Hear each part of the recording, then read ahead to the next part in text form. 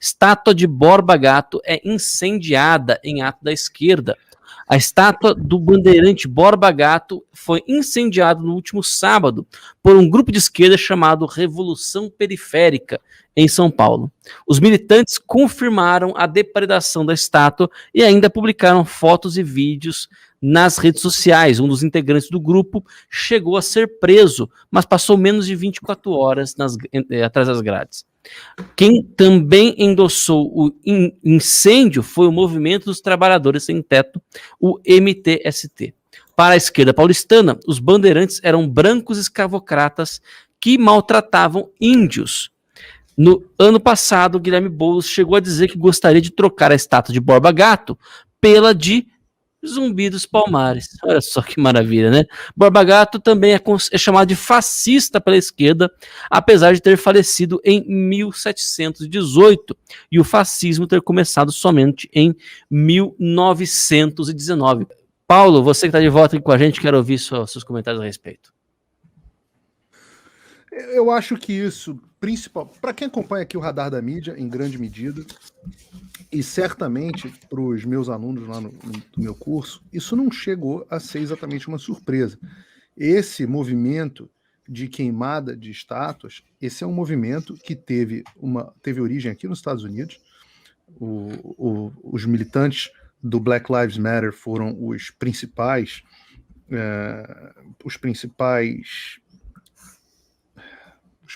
autores das diversas estátuas queimadas aqui nos Estados Unidos. A gente comentou aqui no programa inúmeras vezes, comentamos também que a coisa chegou ao ponto de queimar estátuas sacrossantas, queimar igrejas.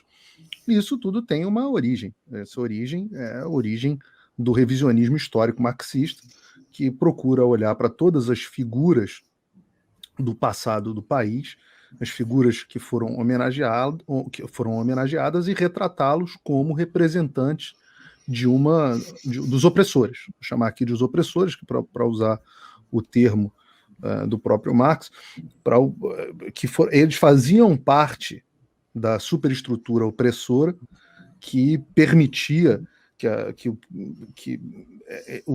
a classe oprimida vivesse nas condições que vive hoje em dia. Por isso que é interessante observar essa nomenclatura. Eles utilizam fascista, porque fascista não significa mais nada, né? Fascista não é mais um nome que representa um movimento nacionalista, socialista, que teve ali o seu auge no início do século XX. Não. Fascista hoje em dia é um xingamento que basicamente, que eles querem dizer, que são opressores. Essas pessoas são opressores, permitiram alguma forma de opressão. E é por isso que a gente está falando de um negócio de quase 2 séculos antes, e ainda assim, para eles utilizam a mesma nomenclatura. Por trás disso, o objetivo é: vamos reescrever a história, apagar quem foram os heróis, apagar quem foram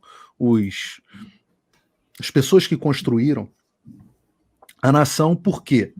Porque a história da nação é basicamente, na visão marxista, a visão de uma história perversa, uma história que permitiu que um grupo de opressores oprimisse uma classe menos favorecida. Ao longo dessa história, isso pode ser visto de diversas formas: os escravos, os mais pobres, a burguesia oprimindo a classe operária. No caso aí do nosso Bob, a estátua não tinha nem burguesia ainda direito para oprimir ninguém. Mas eles procuram sempre apagar e destruir o que tem de história. O importante é ver a origem, é ver como o Brasil importa tudo que vem dos Estados Unidos. Por quê? Porque não há mais movimento intelectual de esquerda no Brasil. A esquerda intelectual no Brasil acabou. Então não tem mais nada de original na intelectualidade da esquerda brasileira. É tudo importado daqui com alguns meses de atraso. De novo, o auge das estátuas sendo queimadas aqui foram justamente quando a gente se aproximava das eleições de 2020. Então, em julho aqui, abril, maio, julho, a imprensa começou a incensar a sociedade com narrativas de divisão, e aí isso culminou no auge dos protestos do Black Lives Matter e queimadas de estátuas, etc., em todo o país. No Brasil, é óbvio que isso está chegando com algum atraso, mas esse atraso não é um atraso meramente por um atraso intelectual, não é só isso. É claro que essa divisão da sociedade ela vai se acirrar conforme a gente vai se aproximando das eleições do ano que vem. Então, de novo, quem acompanha o Radar, e especialmente os meus alunos do curso, já esperavam que isso fosse acontecer, e quem está acompanhando o Radar da mídia agora, espera e sabe e pode esperar que esse tipo de coisa aumente muito no ano das eleições de 2022, um ano onde esses pobres oprimidos, destruidores de status, têm que se livrar dos opressores bolsonaristas, né? Eles enxergam a figura do Bolsonaro como uma figura opressora.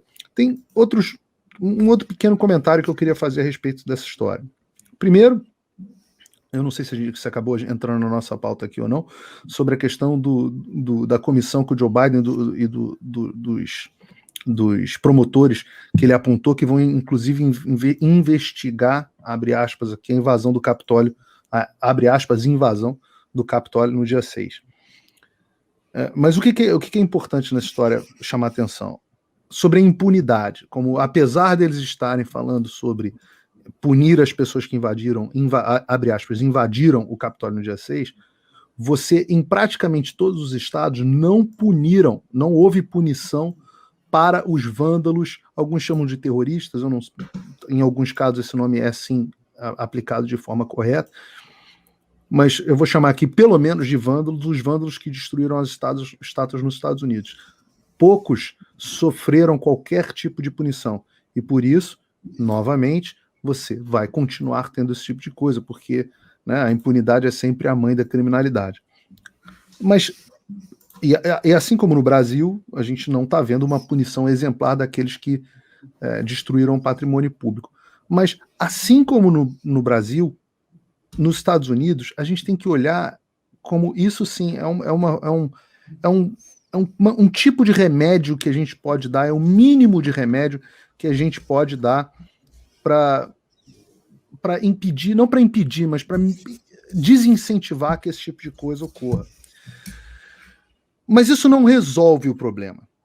Porque é claro que as pessoas têm que ser presas, é claro que essa punição deve acontecer, mas a gente deve fazer uma reflexão que é que tipo de sociedade, em que tipo de sociedade essas coisas acontecem, em que tipo de sociedade não só enxerga isso com uma certa normalidade, mas como um grupo nesta sociedade, principalmente um grupo de jovens, um grupo de universitários, essa nova esquerda que domina os centros urbanos nos Estados Unidos e no Brasil também, uma nova esquerda geralmente composta de muitos universitários, né?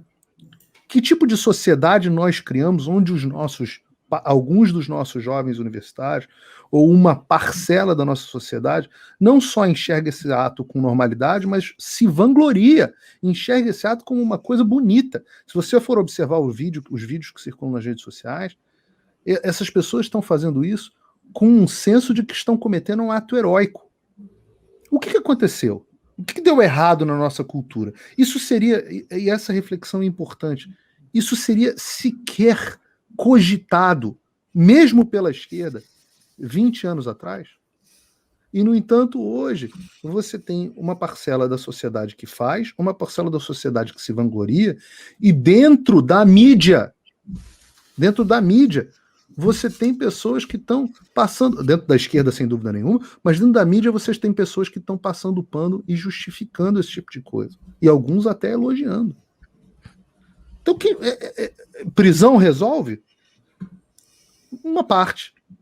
Mas mais do que isso, quando chega na fase onde você tem que prender, é porque esse ato já é considerado, já é algo cogitado, já é algo que algumas pessoas acham bonito fazer, já é algumas coisas que jornalistas se sentem confortáveis para defender, e eu posso garantir que 10, 15 anos atrás, esse tipo de ato sequer teria sido cogitado ou aceito pela sociedade.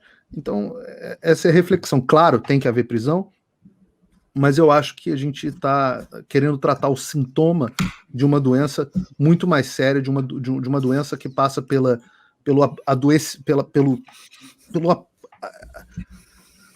sociedade apodrecendo na sua educação, nos seus valores e na sua cultura. E é claro que isso tem origem no marxismo.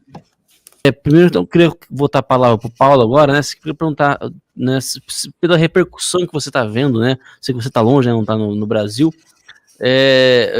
Enfim, qual é o seu diagnóstico sobre a repercussão disso, né, na sociedade brasileira? O brasileiro, ele sai de uma vantagem que é o fato de já ter visto isso acontecer nos Estados Unidos.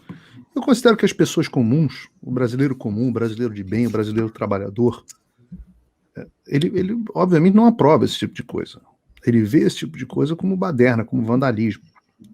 Se você quer saber, Ítalo, aqui nos Estados Unidos, desde o início do movimento do Black Lives Matter, o movimento tem um pouco mais de tempo, mas o seu auge, que aconteceu em maio do ano passado, maio de 2020, até agora, o movimento derreteu em termos de aprovação popular.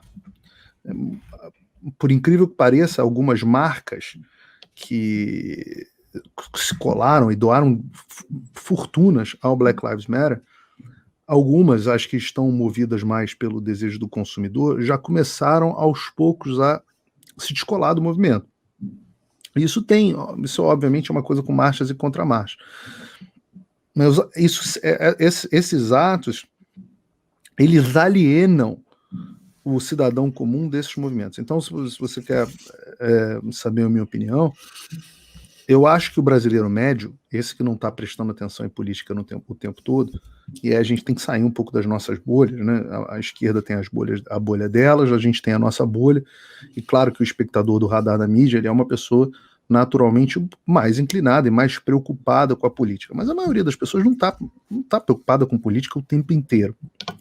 Esse é o tipo de notícia que as pessoas observam e sentem e se distanciam. Então, se o movimento era anti-bolsonarista, mesmo que a pessoa talvez não esteja tão satisfeita assim com o presidente Bolsonaro, talvez não esteja tão feliz assim com o presidente Bolsonaro, e acreditem, amigos da bolha, tem muita gente boa, muita gente de bem que está insatisfeita com o governo Bolsonaro, isso serve um pouco como aviso. Essas pessoas falam, pô, tá bom, pode ser que eu não esteja tão feliz assim com o presidente Bolsonaro, mas pô, olha a esquerda que o Lula representa. Será que é isso que eu quero para o país? Eu vou te dizer que isso, por exemplo, o Joe Biden conseguiu capturar muito bem aqui. Ao mesmo tempo em que ele não condenava esses movimentos da forma veemente que ele deveria condenar do ponto de vista moral, ele fez algumas condenações e ele sempre se manteve distante, nunca quis ser associado a esses movimentos. Bom, bastou ele entrar no poder que ele já botou Black Lives Matter em embaixada, e mostrou a verdadeira cara que ele tem. Mas durante as eleições, ele chegou até ali num dado momento de dizer, não, esse tipo de protesto a gente não concorda. Então, porque percebia o efeito eleitoral tóxico desse tipo de ação. A única esperança para que a gente não tenha uma proliferação desse fenômeno no Brasil é se a esquerda olhar e falar assim, não está pegando bem. Não está pegando bem. E é uma balança difícil, porque por um lado aqui eles diziam ou vocês tiram o Trump ou a gente vai queimar o país todo, e o Biden vendia, olha, me bota no poder que o país vai voltar à normalidade. Ao mesmo tempo que ele mansamente tentava se distanciar do movimento. É um equilíbrio político tênue que tem que ser feito. Mas respondendo a tua pergunta de forma mais objetiva, eu creio que esse tipo de ação ele evidencia muito o caráter da esquerda para o cidadão comum. Evidencia muito. E distancia muito o brasileiro comum da esquerda. E eles precisam do voto do brasileiro comum porque a militância de esquerda ela é, inclusive, muito menor em relação ao percentual da população no Brasil hoje do que é nos Estados Unidos, por incrível que pareça.